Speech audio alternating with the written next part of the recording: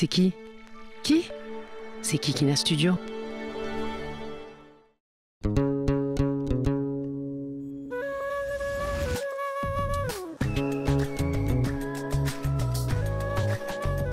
Hello à tous! Aujourd'hui, on va parler français pour aborder des thématiques super militantes et encore plus poussées que dans les épisodes de la saison 1. Ici, on parle d'islam, d'islamophobie, de sexisme, de sexe, de racisme, mais je voulais aussi dédier un épisode entier sur le racisme intracommunautaire et sur l'identité musulmane construite invariablement autour de l'arabité. Oui, l'arabité, le fait d'être une personne arabe, si tant est que ça voudrait dire quelque chose. Le Pew Research Center établissait 5 millions de personnes de confession musulmane en 2010, 7,5% de la population totale française, et la population française musulmane s'établirait à 11% en 2030, n'en déplaise à celles et ceux qui veulent reconquérir la France. Ce qui en fait le pays avec la plus grande proportion de musulmans en Europe. Les 3/4 des musulmans de France se trouvent être originaires d'un des pays du Maghreb, les originaires d'Algérie ou ressortissants algériens étant plus nombreux. Le groupe marocain est aussi très important. Ce sont les Marocains qui comptent le plus grand nombre d'imams par exemple, et qui pratiquent le plus l'islam. Il y a aussi les populations originaires de Tunisie, qui avaient connu une laïcisation pendant l'ère Bourguiba. Mais attention, dans la communauté musulmane mondiale, l'Oumma, les Arabes sont minoritaires, très minoritaires. Même s'il est impossible d'avoir des statistiques claires sur la religion en France, car c'est interdit par la loi, je peux d'ores et déjà vous dire qu'on oublie souvent de mentionner les personnes afrodescendantes, africaines, afropéennes qui sont musulmanes. Le passé colonial français a impliqué la présence de beaucoup de personnes musulmanes du Sénégal, du Mali ou du Burkina Faso. Il y a 330 millions de musulmans en Afrique subsaharienne. Pourtant, où qu'on aille dans le monde, c'est la langue arabe qui prévaut pour lire le Coran. Le Wolof, le Soninké, le Bambara, le Dioula, le Peul ont une valeur secondaire dans l'apprentissage du bon musulman. Les cultures ouest-africaines sont écrasées par les rites et les coutumes de la tradition de la péninsule arabique, ce qui est à l'inverse du message coranique. Certes, le livre saint est descendu en une, je cite, langue arabe claire et lumineuse, sourate 26, verset 195.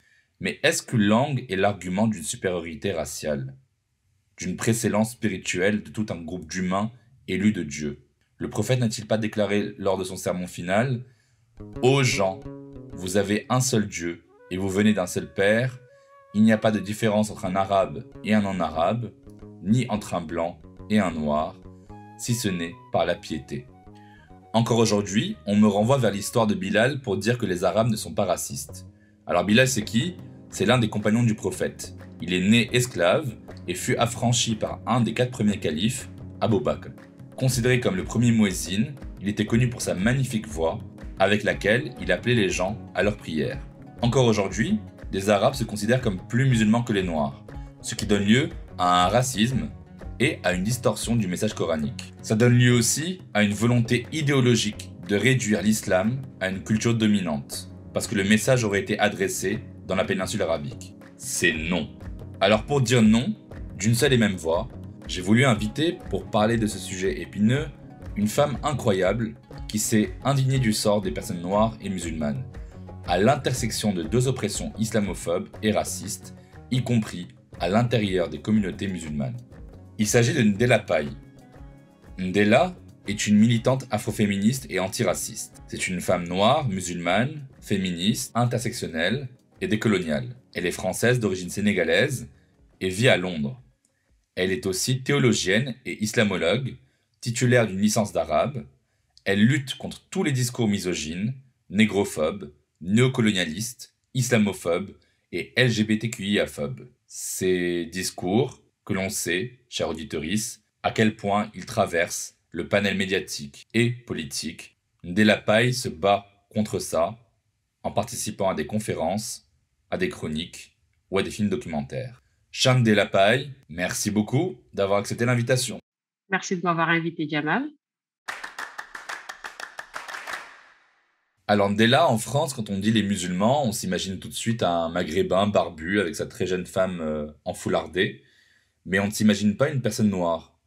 Est-ce que tu peux nous parler un peu de la diaspora musulmane afrodescendante en France et de sa difficile insertion dans le paysage socioculturel?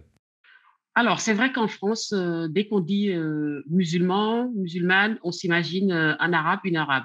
Ça, c'est un fait. Et souvent à la télé, on entend les prétendus philosophes qui te disent il y a beaucoup, par exemple, de musulmans athées. Ce qui est, enfin, je sais pas, c'est pas compréhensible en fait. Et en fait, tu te rends compte que dans leur tête, c'est plutôt pour dire arabe athée, mais dire arabe ou dire noir, en fait, c'est devenu une insulte. Pour les noirs, on va dire black, et puis les arabes, on préfère dire musulmans parce que on peut attaquer la religion, alors que si on attaque les arabes, bah, ça devient raciste et tout ça. Du coup, oui, en France, vraiment, les musulmans et les arabes, il y a un mélange qui est fait. Quand on se déplace en Angleterre, à Londres où je vis, par exemple, la majorité de la communauté musulmane, c'est plutôt, voilà, indien, pakistanais et plutôt est-africain, donc somalien, tout ça. Donc, du coup, ça change complètement de la perception. Donc, en France, le problème que les Noirs ont, en fait, pour s'intégrer dans le paysage communautaire, c'est d'abord dans les mosquées, hein, parce que c'est là où on a, c'est là le lieu de pouvoir, en fait, des musulmans. Et souvent, bah, pour être imam, ou en tout cas faire partie du comité de la mosquée, ça va être plutôt des Arabes qui vont tenir ces positions-là. Les Noirs, en fait, en tout cas, moi, de ce que j'ai pu avoir comme expérience, servent plutôt de quota comme dans la lutte antiraciste et féministe, quand on met des Noirs, en fait, pour servir de quota, pour dire qu'on est ouvert, vous regardez notre mosquée, tout ça. Et du coup, bah, beaucoup de communautés, en fait, maliennes, sénégalaises vont se retrouver dans les foyers pour faire leur propre mosquée. L'autre chose aussi, c'est qu'on est souvent accusés, nous, de mélanger l'islam à nos cultures. Comme si, en fait, les Arabes avaient un islam pur, non mélangé à leur culture, ou alors ils n'avaient pas de culture, eux, ils vivent vraiment l'islam pur. Y compris même si tu as étudié ta religion et que des fois même tu parles l'arabe mieux que les Arabes eux-mêmes. J'ai vécu cette histoire-là, par exemple, quand j'ai étudié, parce que j'ai une double licence d'arabe et de théologie musulmane avec l'Institut européen des sciences humaines. Comme j'ai été assez rebelle là-bas, j'ai subi des violences et psychologiques et voire même physiques, hein. Parce que voilà, quand je prenais les cours, j'étais celle qu'on envoyait pour poser les questions qui sont délicates quand on arrive à la sexualité, à des choses comme ça. Donc moi, je pars du principe que voilà, il n'y a pas à avoir honte. On est là pour étudier, on pose des questions, y compris qui dérangent. Pendant le mois de Ramadan, par exemple, quand j'ai mes règles, je vais à la machine à café, je prends mon café, je bois. Et les Arabes qui me disent, mais non, c'est un non-respect pour les hommes.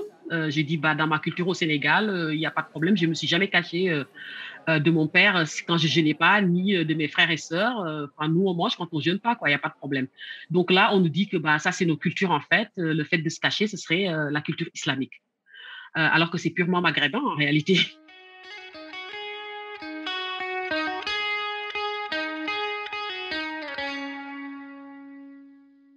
Mais du coup, comment on efface les mythes fondateurs de l'islam ouest-africain, comme un islam plein de gris-gris, bâti sur le socle du mariage forcé, de la polygamie, ou plutôt de la polygynie, c'est-à-dire de la polygamie d'un homme avec plusieurs femmes, et de l'excision, enfin tous ces tropes-là, tous ces imaginaires collectifs qu'on a par rapport à l'islam ouest-africain, un peu plus sorcier. Tout à fait, c'est vrai. Alors que bah, quand il s'agit des gris la sorcellerie, on connaît très bien que le Maghreb est très connu aussi pour. Mais quand il s'agit des Noirs, en fait, tout est regardé à la loupe, en fait, et pour en fait nous déprécier en termes de religion, on est toujours des sous-musulmans qui comprenons pas la religion et qui essayons de pratiquer. Mais voilà, genre tu vas dans une mosquée, tu pries, on va t'expliquer que tu dois couvrir tu vois, mettre des chaussettes parce que tu dois couvrir tes pieds sans connaître même ce que l'islam en dit, les différentes écoles et tout ça. Mais très souvent, hein, les gens m'expliquaient l'islam alors que lire le Coran, bah, c'est des traductions qu'ils lisent, qui n'ont jamais lu les versets et tout ça, quoi. Donc, je me retrouve à ce qu'on m'explique ma propre religion. Donc, à différentes reprises, j'ai dû dire à des gens, en fait, cette religion n'a pas besoin d'avocat.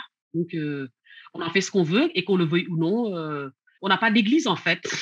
Le fait qu'on vive, par exemple, encore avec des règles d'imam que je respecte énormément, mais qui datent de siècles auparavant. On n'a qu'à voir juste, je pense que c'est Chafi'i, quand il était à Bagdad, il s'est déplacé en Égypte, il a changé d'école. Il y a deux écoles et tout à la même époque. Et nous, on est des siècles après et on est là, on ne veut pas les changer. En fait, on les a tellement sacralisés qu'on les prend pour ce que le Dieu a dit. L'être humain a interprété et Dieu adore les gens qui, tu sais, nous fait appel beaucoup à la raison. Les gens doués des raisons, dotés de raison, tout ça dans le Coran. Mais en fait, nous, on passe dessus, mais on se dit même pas, on s'arrête même pas dessus, on se demandait c'est quoi quelqu'un qui est doté de raison. Parce que tu ne peux pas adorer correctement Dieu si tu ne le connais pas. Et pour connaître Dieu, bah, tu dois apprendre. Tu dois apprendre, connaître le Coran et non pas juste écouter ce que des imams t'auraient dit et le sacraliser et ne pas le changer parce que ça reste des êtres humains et que Dieu dit quand tu interprètes et que tu as raison, tu as deux récompenses et que si tu te trompes, tu en as quand même une, le fait d'avoir fait l'effort d'interpréter. Quand on entend ça dans les hadiths, on se dit, purée, mais même la récompense de s'être trompé, donc de faire l'effort d'interprétation, ça veut dire qu'on peut se tromper. Oui, bien sûr. Et faire l'effort, c'est le shihad, c'est le principe premier du Coran d'ailleurs, et qui rappelle bien sûr aussi, c'est écrit simple, qu'on n'a pas de clergé en islam et qu'il n'y a pas justement, en tout cas en islam sunnite, qu'il n'y a personne entre nous et Dieu. Je vais citer un passage du Coran. « Nous avons fait de vous des nations et des tribus pour que vous vous entreconnaissiez. Le plus noble d'entre vous, auprès d'Allah, est le plus pieux. » Sadaqallah al-Adim. Coran, sourate 49, Al-Hujurat, les appartements, verset 13. On parle toujours donc de monde musulman comme arabe et du monde arabo-musulman. Déjà comme si c'était un bloc monolithique, et puis comme si c'était deux éléments indissociables, avec ce petit trait d'union qui les unit. Mais on peut être noir et musulman, on peut être arabe et chrétien, on peut être noir, musulman et arabe. On se demande du coup pourquoi l'intersectionnalité des identités plurielles d'une même personne est si difficile à comprendre aussi pour les personnes qui connaissent déjà une intersection minoritaire. En fait, le problème, pareil, hein, ce sont des choses sur lesquelles j'ai vraiment écrit. Le gros problème qu'on a, on l'a aussi avec les femmes blanches. Le principe, c'est que c'est très difficile pour une personne minorée, donc appartenant à une minorité discriminée, en fait, de se retrouver en tant que majorité discriminante. Ça, c'est très, très difficile. Parce que ce que tu reproches au groupe qui te domine, en fait, tu n'as pas envie d'être dans la même position. Donc, on se met plutôt dans le déni. Moi, je ne peux pas discriminer. Je ne peux pas être, je sais pas, un homme noir subissant le racisme et en même temps, un homme hétéro discriminant des femmes ou des homosexuels. Donc, c'est d'abord ça. Les gens s'identifient d'abord en tant que... en fait, c'est très difficile de reconnaître ses privilèges quand on appartient à un groupe majoritaire. Et souvent, je me positionne dès le départ sur ça pour que les gens puissent m'entendre. Parce que pour qu'ils puissent t'entendre, en fait, il faut que tu leur expliques, toi, ta position de dominant.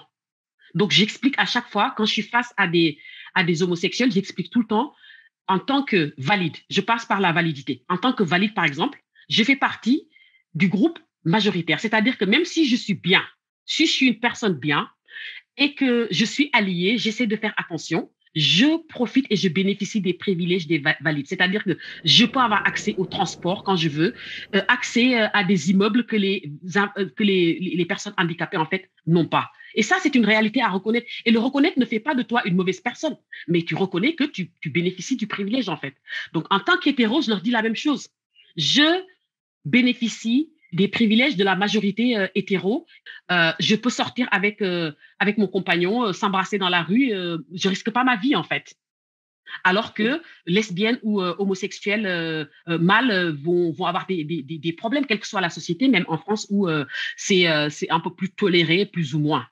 Et ensuite, je leur dis, voilà, je pense que pour discuter, il faut d'abord toujours parler en fait, établir de là où on parle, se situer en fait. Et du coup, tu les ramènes à leur... Donc, tu peux être une femme blanche, dominée dans une société patriarcale, mais en tant que blanche, tu domines de ton côté.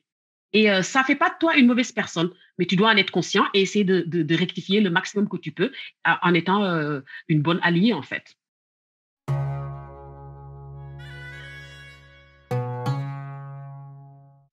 Du coup, ça me mène à une question fondamentale. Est-ce qu'il faut parler arabe pour être un bon musulman? Est-ce qu'il faut lire le Coran en arabe pour être plus pieux? Est-ce qu'il faudrait porter une djellaba pour prier? Est-ce qu'il faut rompre le jeûne avec une date et du lait pour être un musulman véritable? Alors, moi, je suis très rebelle avec toutes ces choses-là. Je ne pense pas qu'il faille parler l'arabe pour être un bon musulman. Pour moi, déjà, je déteste qualifier les gens de bons ou de mauvais. On est musulmans et on fait ce qu'on peut. mes enfants, en fait, j'ai 3 filles et l'éducation que je leur donnais religieuse, c'est le plus important parce qu'en général, les gens se concentrent beaucoup sur les 5 piliers de l'islam, d'accord, ce qui est apparent. Et on néglige énormément les relations aux êtres humains. J'avais un prof algérien qui nous disait tout le temps, si tu veux connaître ta place auprès de Dieu, regarde ta place auprès des êtres humains. D'accord? Et le prophète alayhi salam aussi disait aux compagnons, radiallahu anhu, c'est qui le perdant? Eux, ils disent, tu vois, c'est la personne qui fait du commerce et qui a vendu à perte. D'accord? Il leur dit non, c'est la personne qui va arriver le jour de la résurrection avec les prières, mais des tonnes de prières, zakat, ramadan, hajj et tout ça, et qui va finir en enfer. Ils disent, mais comment? Parce que tu auras fait tellement de mal autour de toi que tout ce que tu as amené, on va s'en servir pour dédommager les personnes à qui tu as fait du mal. Et quand c'est terminé ce que tu as fait, on prend de leur péché pour te donner. Et nous, on néglige ce rapport aux êtres humains. Parce que moi, je pars du principe que les 5 piliers, quand tu es défaillant dedans, c'est entre Dieu et toi. C'est quelque chose. Et Dieu, il dit, tu demandes pardon, je te pardonne. D'accord? Par contre, ta défaillance avec les êtres humains, c'est les êtres humains qui décident de te pardonner ou pas. Et on sait très bien comment c'est difficile pour un être humain de pardonner. Donc moi, j'ai tendance à plutôt me concentrer, en tout cas à focaliser plus sur mes rapports avec les êtres humains, pas sur leur jugement, parce que j'essaie de m'en détacher pour être justement dans l'adoration sans associer, parce qu'on associe tout le temps, qu'on le veuille ou non. Le fait d'accepter que les gens aient une vue sur toi, leur jugement ait un impact sur toi, c'est que quelque part, tu fais des choses aussi pour les êtres humains et pas 100% pour Dieu. Mais je me concentre dans le sens où je dis tout le temps à mes filles, vous essayez au maximum d'avoir un bon cœur, c'est-à-dire vous souhaitez du mal à personne. Vous faites du mal à personne, vous dites du mal sur personne, et ensuite, vous essayez avec les 5 piliers de faire au mieux. Oui, c'est magnifique. En plus, c'est très ancré dans le Coran. Voilà, c'est ce que j'appelle pour moi être bon musulman pour moi. Pour les autres, je me refuse de les juger. Je me refuse de les juger parce qu'on ne sait pas ce qui est dans leur cœur. Je peux juger quelqu'un quand je vois que t'es méchant, mais quant à la pratique religieuse pure, visible, je ne juge pas les gens sur ça parce que je n'aime pas être jugé. Voilà, donc pour moi, il n'y a pas bon musulman. Parler l'arabe, c'est pas indispensable. Par contre, ça a été une nécessité pour moi parce que pour les interprètes, parce que plus tu connais, plus tu poses des questions, plus tu te permets de. Moins tu connais, plus tu t'attaches et tu t'accroches au peu que tu connaisses et que tu ne veux pas accepter que les autres puissent avoir d'autres avis. Tu étudies la religion, tu vas te rendre compte. Même la façon dont c'est fait les études islamiques. En première année, on va t'apprendre les piliers. Tu es dans la mécanique. Comment on fait la prière, le hajj, le machin, tout ça. Voilà. Deuxième année, on rentre plus dans l'aqida, dans tout ce qui est plus de spiritualité, de compréhension. Et en troisième année seulement, on va dans les maqasid. Je sais pas comment tu traduis maqasid. À chaque fois, j'ai du mal. C'est pas les objectifs, le maqasid? Les objectifs certainement. Et pour moi, c'est ça qui est indispensable. Parce que c'est ça qui va te montrer, et c'est très intéressant et important. Maqasid de Sharia, ils vont te faire la pyramide comme ça des besoins et de ce qui est indispensable en fait par rapport à Dieu. Et tu te rends compte de la justice et l'égalité, comment c'est indispensable. Et ça te permet de faire tes priorités. Entre, par exemple, porter un foulard et aller à l'école, si tu dois choisir, lequel tu vas choisir. Beaucoup de musulmans, la majorité des musulmans vont te dire c'est le foulard. D'accord? Alors que étudier est beaucoup plus importante en fait dans les maqasid. C'est dans le sommet de la pyramide en fait, les études c'est au top parce que c'est ça qui va te libérer en fait. Et les objectifs aussi, c'est en arriver au point où tu te dis ok, dans le Coran, quand Dieu a décidé que la femme va hériter dans certaines conditions, je résume, de moitié et l'homme va hériter d'une part, on le remet en contexte. Ce contexte est le Coran est descendu dans une société arabe de la péninsule arabique où les femmes étaient des objets, étaient héritées. Et là, Dieu dit, maintenant, elles vont hériter. Non seulement on n'hérite plus de femmes, mais elles vont hériter. Dans une société où c'était l'homme qui était en charge de subvenir aux besoins des femmes, quels que soient. Soit c'est ton frère qui subvient à tes besoins, soit c'est un mari, un père, mais c'est l'homme qui subvient à tes besoins. Donc, à la limite, cette moitié qui a été donnée, c'est une espèce d'argent de poche que tu as. Donc, dans une société comme ça, qu'on ne peut pas bouleverser du jour au lendemain, même quand il s'agit du Coran, ça, c'était une justice. On passe du statut de on est hérité comme un objet à tu hérites, mais de moitié. On passe maintenant des siècles après, on est dans une société où homme comme femme travaillent. Il y a des moments où dans ma vie, je prenais en charge mes frères. Et là, tu arrives avec le Coran et tu dis, Dieu a dit que tu dois hériter de moitié et ton frère d'eux, alors que toi, tu prends en charge ton frère. Où est la justice là-dedans? Donc, il y a un moment, quand le fiqh ne répond plus au principe d'égalité, on doit le changer. Mais dès que j'ai osé en parler, les gens me disent, ah, tu veux changer les versets du Coran. Mais en fait, les versets du Coran ont été descendus pour apporter de la justice. Quand ça n'apporte plus de la justice, on doit les revoir. Mais on n'a pas d'imams et de savants courageux pour pouvoir remettre ça en question et dire non, on ne peut plus faire ça. Les hommes et les femmes travaillent maintenant. C'est moitié-moitié. On ne peut plus se permettre ça parce que ce n'est plus une justice. Est-ce qu'on pourrait dire qu'il y a un islam scripturaire, coranique, et qu'il y a ensuite des islams culturels, qu'on soit au Maroc, en Jordanie, en Turquie, en Indonésie, au Pakistan, en Iran ou aux Comores? Du coup, ça voudrait dire que chaque pays, chaque culture, même si elle est à dominance musulmane, a des lois et des préceptes différents concernant l'amour et la sexualité. Ce qui prouve bien que ce n'est pas forcément l'islam qui étouffe l'intimité, en fait. En fait, pour moi, il y a d'abord des compréhensions de l'islam. Il n'y a pas un islam. Il y a une compréhension parce qu'il n'y a pas une personne qui peut te dire que ça, c'est ce que Dieu a voulu dire. Il y a les versets et on les lit avec les lunettes de notre vécu, de nos cultures, de tout ça. Encore un exemple. Quand on est arrivé à une période de l'histoire des khilafas où les femmes étaient cachées en fait dans les maisons. Il y a une histoire derrière. On était face à un roi, je ne me souviens plus le nom, mais qui avait décidé que toutes les belles femmes lui appartenaient. Donc il envoyait ses militaires pour aller chercher des femmes et les ramener. À ce moment-là, les savants de l'époque ont décidé que les femmes, c'était mieux d'être à l'intérieur pour pas subir cette tyrannie en fait de ce roi-là. Mais à partir de là, les gens, cette période est passée, on a voulu garder les femmes à l'intérieur. C'est toujours des hommes, mais il n'y a pas d'hommes purs, il n'y a pas de femmes pures.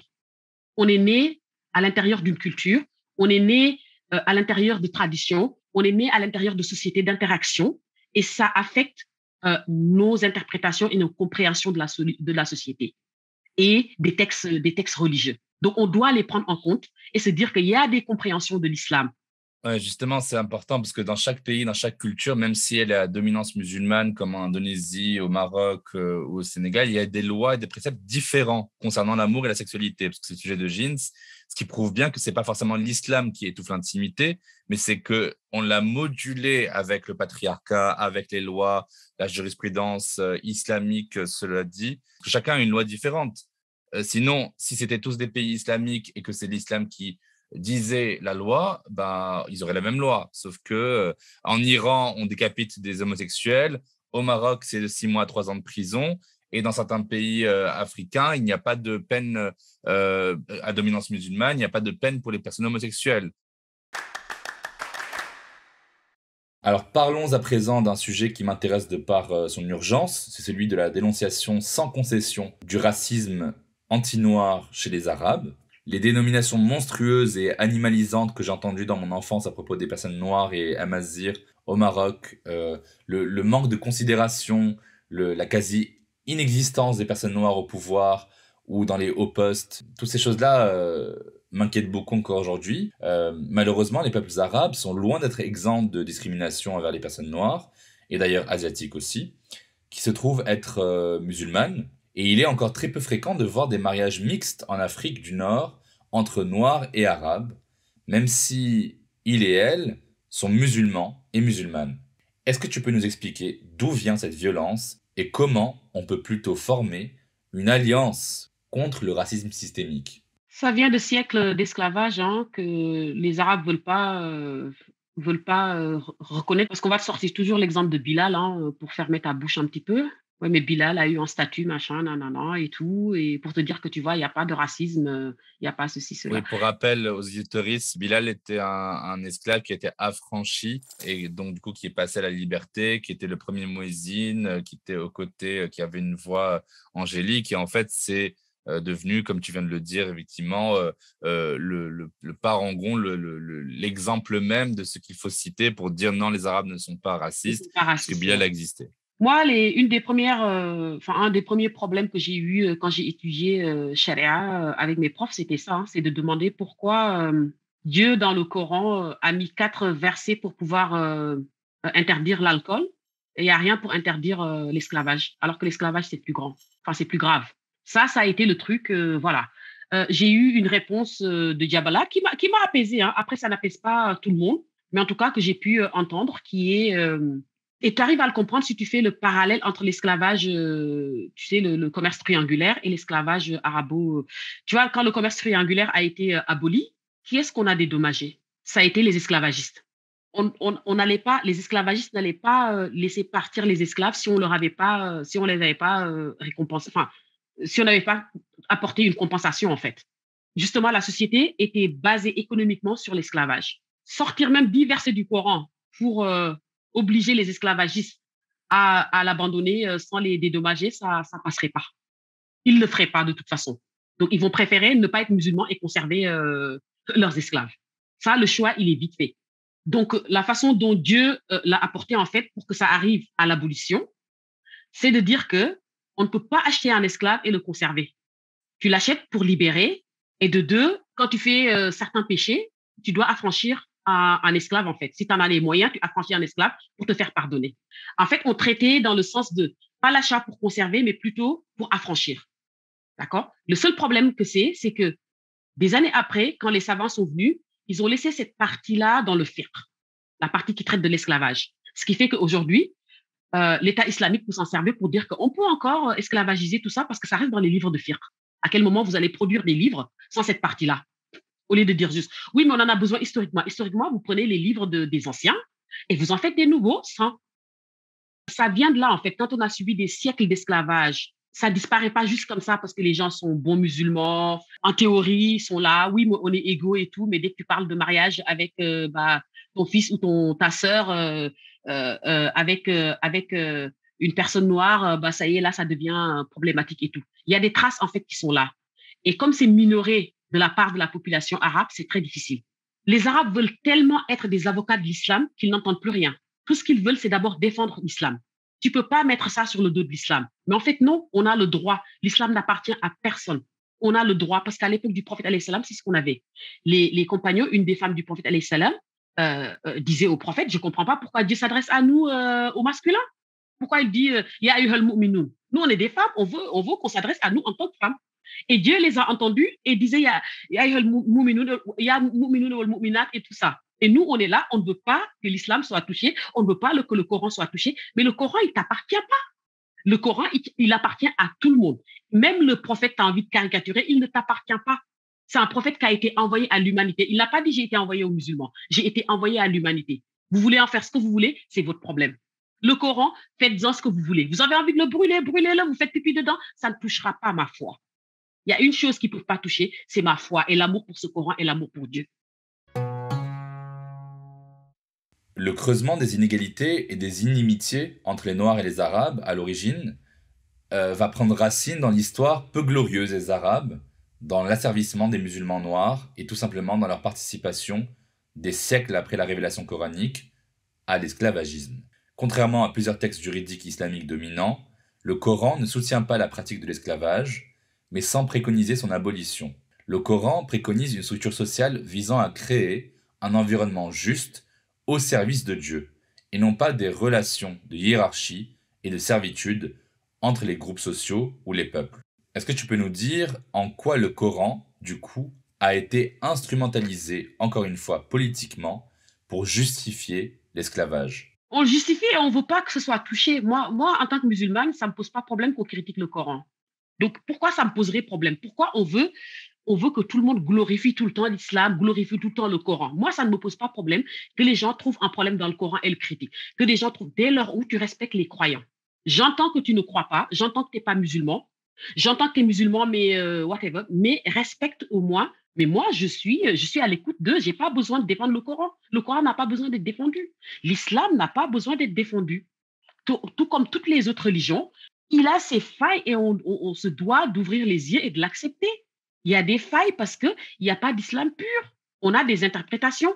Personne ne peut prétendre que la parole de Dieu, tel imam l'a comprise complètement, parfaitement de ce que Dieu a voulu. Et quand tu étudies, tu te rends compte, à l'intérieur d'une même école, il y a, il y a tous les avis et leur contraire. Et à partir de ce moment-là, ton esprit s'ouvre parce que tu te dis, purée, le choix, je peux choisir une chose et son contraire à l'intérieur d'une même école. Va chez les Malikites et tu vas voir. C'est comme ça. Le foulard, c'est indispensable, il faut le mettre, sinon, c'est plus important que tout. Alors que bon, quelle stupidité on est. Si tu prends ta fille, tu lui mets le foulard, tu dis l'école, c'est pas pour toi, non, non, non, c'est pas pour toi. Où est-ce qu'on va? Quel genre de société on veut? Est-ce que tu penses qu'il y a une compréhension de l'amour et de la sexualité spécifique à l'Afrique noire, à dominance musulmane, ou même à la diaspora africaine musulmane en Europe? Moi, j'ai l'impression que l'amour et la sexualité, c'est purement culturel. C'est vraiment une construction sociale, en fait, qui est propre à chaque culture, chaque communauté, hein.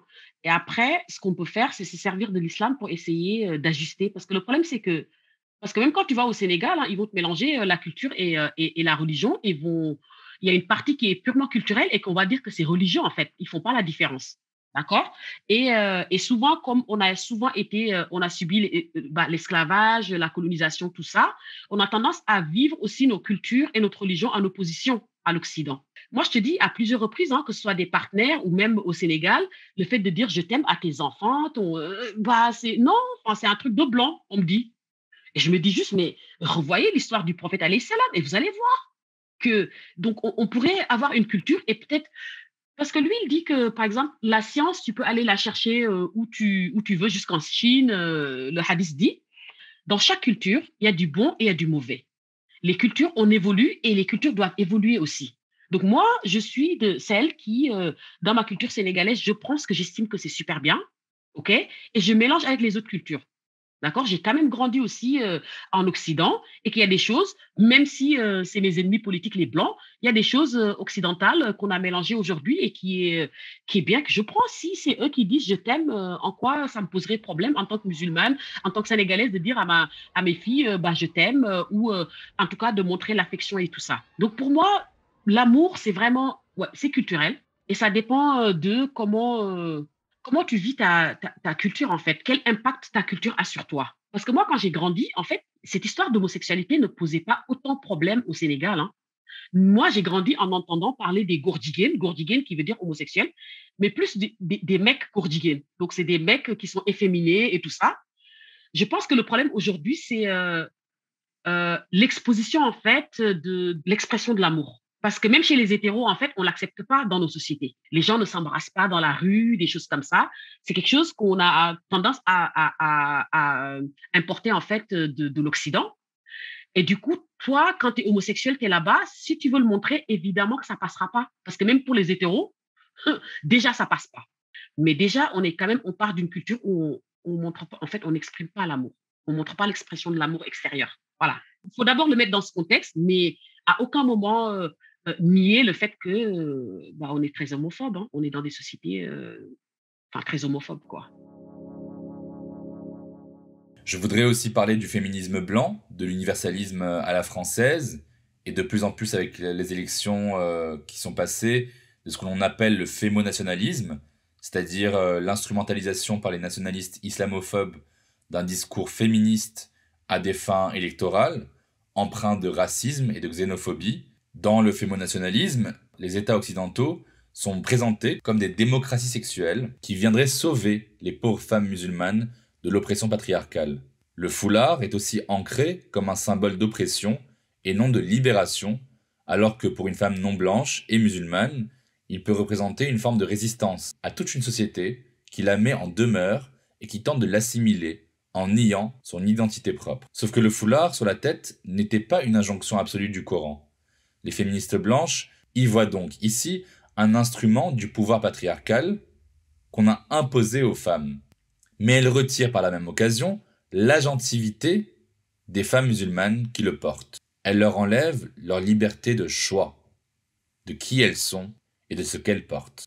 Comment toi, du coup, tu pourrais expliquer à certaines féministes blanches, mainstream, qu'elles font du tort aux femmes musulmanes en faisant ça? En fait, je pense qu'elles oublient juste d'où leur féminisme vient. Parce qu'à l'époque, c'était ces injonctions justement, à ce qu'elle s'habille, plus long, et tout et qu'à l'époque, c'était plutôt dans les années 60, c'est «Mon corps m'appartient». Mais quand tu dis: «Mon corps m'appartient», tu acceptes que des femmes puissent, dire: «Mon corps m'appartient» et fassent d'autres choix vestimentaires que, le choix, que tu veux imposer. Quand on dit: «Mon corps m'appartient», c'est qu'on accepte que des personnes le couvrent, des personnes découvrent leur corps, même si et ça ne justifie pas, même si tu auras toujours des personnes forcées de porter le foulard et alors? Si on a des femmes forcées de porter le foulard, je sais pas moi, on nous sort le père, le frère, après moi, j c'est pas l'expérience que j'ai eue, dans ma famille, ni trop dans j'en ai eu un petit peu, j'en ai vu un petit peu, mais voilà, pas ma famille proche et tout ça. Mais aujourd'hui, même si tu es face à des femmes qu'on force à porter le foulard, en quoi, toi, t'attaquer à ces femmes-là va en fait aider le féminisme? Puisque le féminisme, c'est pour les femmes, par et pour les femmes. Donc à la limite, pourquoi tu t'attaques pas aux personnes que tu estimes que c'est ces personnes-là qui forcent ces femmes à porter le foulard? En quoi les retirer de l'école parce qu'elles refusent d'enlever leur foulard va aider le féminisme, en fait, et les femmes? Mais vraiment, à chaque fois, je leur pose la question. En quoi s'attaquer à des victimes aide, en fait, notre lutte? Si tu estimes qu'on a des victimes parmi les femmes portant le foulard, attaque-toi à leurs bourreaux. Donc moi, je ne comprendrai jamais ce féminisme des femmes, blanches. Jamais je comprendrai. Et c'est pour ça que si on se dit que soit on est féministe, soit on ne l'est pas, Ah ouais. concrètement, qu'une féministe ne peut pas être féministe si elle est raciste ou islamophobe. C'est pas possible. Tu peux pas parce qu'une fois de plus, on laisse les femmes choisir et même si tu décides qu'elles ne l'ont pas choisi, bah, ça reste des victimes. Donc tu dois te lever en fait, de leur côté. Aujourd'hui, j'ai mis une photo sur mon profil, Facebook d'une femme blanche le 8 mars qui va manifester, qui dit à sa femme de ménage en fait, femme noire, «Je vais manifester» et là, je rappelle juste que quand on parle d'égalité, dans le couple, en fait, hétéro, en fait, la part de l'homme est déléguée à d'autres femmes. Cette femme blanche pense qu'elle a une égalité parce que ce que son homme doit faire, bah, c'est une autre femme, c'est une femme noire qui le fait ou une femme racisée. Donc, elle prétend avoir l'égalité, va manifester pour l'égalité et oublie qu'elle est en train de laisser une femme, qu'elle est en train de déléguer, en fait, les tâches que l'homme doit faire à une autre femme. Et après, tu m'appelles ça féminisme. Je me dis juste, non, ça ne peut pas l'être. Ça ne peut pas. Le féminisme est forcément intersectionnel. Pourquoi? Parce que pour moi, un féminisme inclusif, c'est un féminisme qui part des plus vulnérables et touchés. C'est-à-dire que moi, aujourd'hui, si je suis afroféministe musulmane, et même quand je portais le foulard, je reconnaissais que j'ai des privilèges quand j'ai un passeport français. Quand tu me mets face à un primo-arrivant, à une primo-arrivant, bah, je suis désolée. J'ai des diplômes, je parle français. Euh, j- pour lutter, je dois partir de la base des primo-arrivants qui ont des problèmes, qui font un travail de ménage et tout ça difficile. Donc, tu pars des personnes qui sont les plus touchées, en fait, pas les plus privilégiées. Les féministes, les femmes blanches féministes, en fait, elles partent des plus privilégiés, d'accord, des bourgeoises. Et forcément, on ne peut pas avoir le même agenda. Quand elles luttent pour que leur corps ne soit pas surexposé, nous, on n'expose même pas nos corps parce qu'on estime que nos corps ne valent pas la peine d'être exposés, on est moche. On ne peut pas avoir les mêmes agendas, en fait.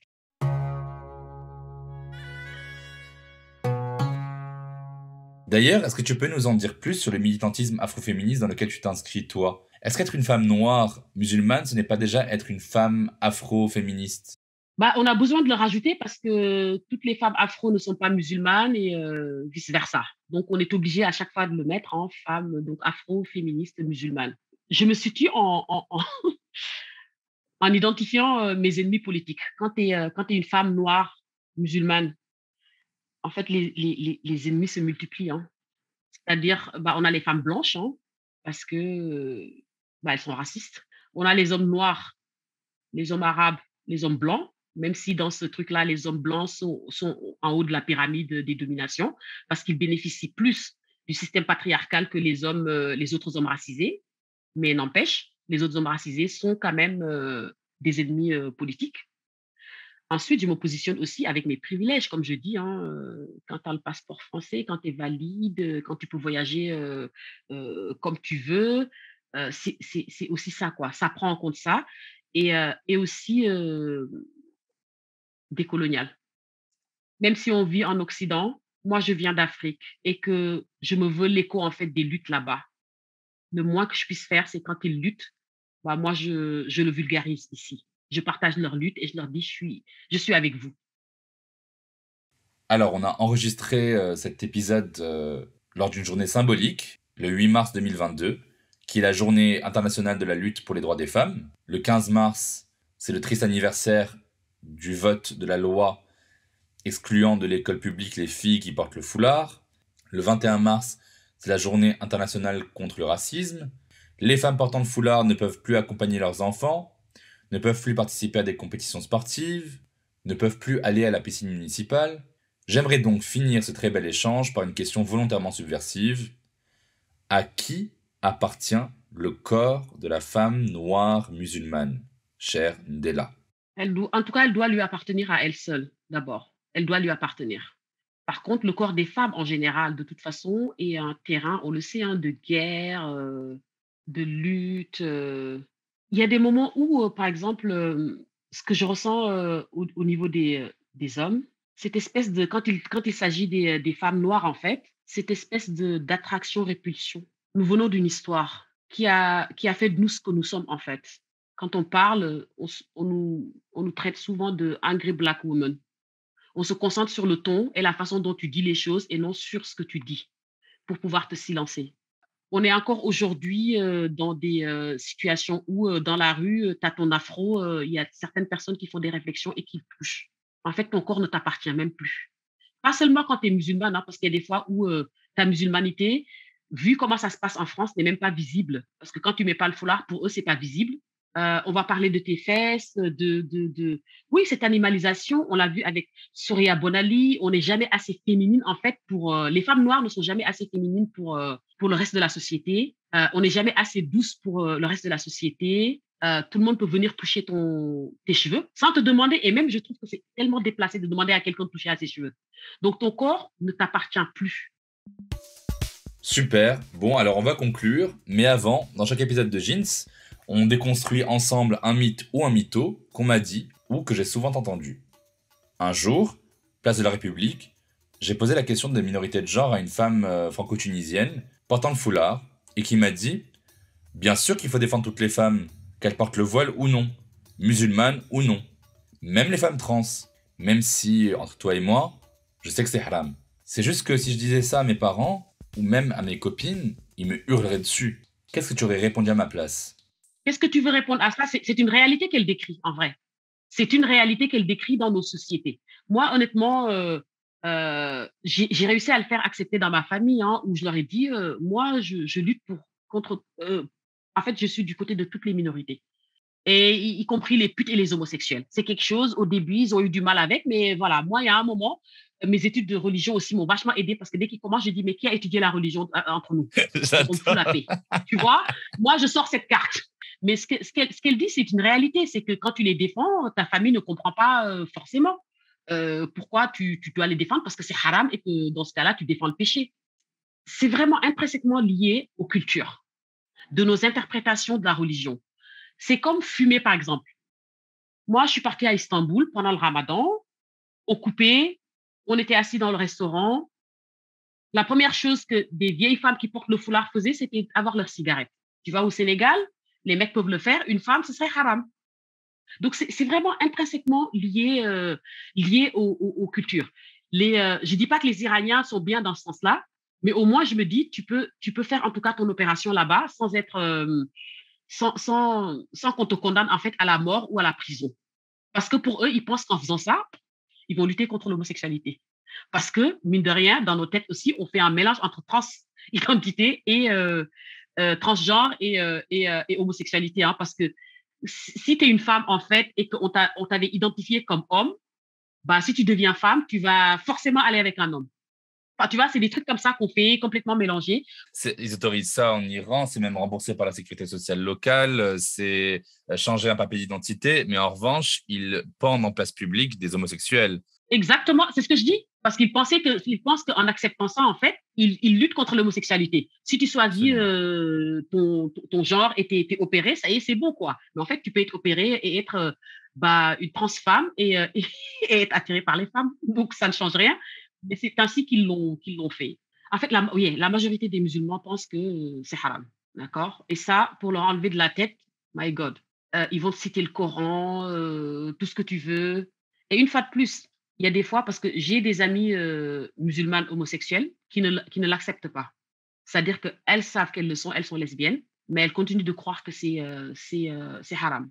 Donc moi, pour m'en sortir, parce que je me rends compte que tu as beau leur dire qu'il y a plein d'autres avis que tu peux voir, il y a des imams comme Ludovic qui développent sur le sujet parce que c'est leur sujet. Et puis l'homosexualité féminine n'est jamais mentionnée dans le Coran. Ouais, mais tu te rends compte que la culpabilité est là. Donc maintenant, mon principe pour en fait les apaiser, c'est ça. C'est que si c'était haram et que tu l'es, est-ce que c'est un tort que tu fais aux gens ou c'est entre Dieu et toi? C'est entre Dieu et moi. Donc, tu demandes pardon à Dieu, Dieu te pardonnera. Donc, tu n'as même pas à culpabiliser parce que ce n'est pas quelque chose que tu fais un tort. On arrive à opposer tout le temps leur spiritualité et ce qu'elles sont, c'est-à-dire homosexuelles. Et c'est tellement violent pour ces femmes. C'est tellement violent parce qu'en fait, on les rejette de la communauté musulmane qui ne nous appartient pas. Cette communauté n'appartient à personne en fait. Merci infiniment, Charme Delapaille, d'avoir pris le temps de répondre à mes questions. Merci beaucoup. Je t'en prie et merci de m'avoir invité.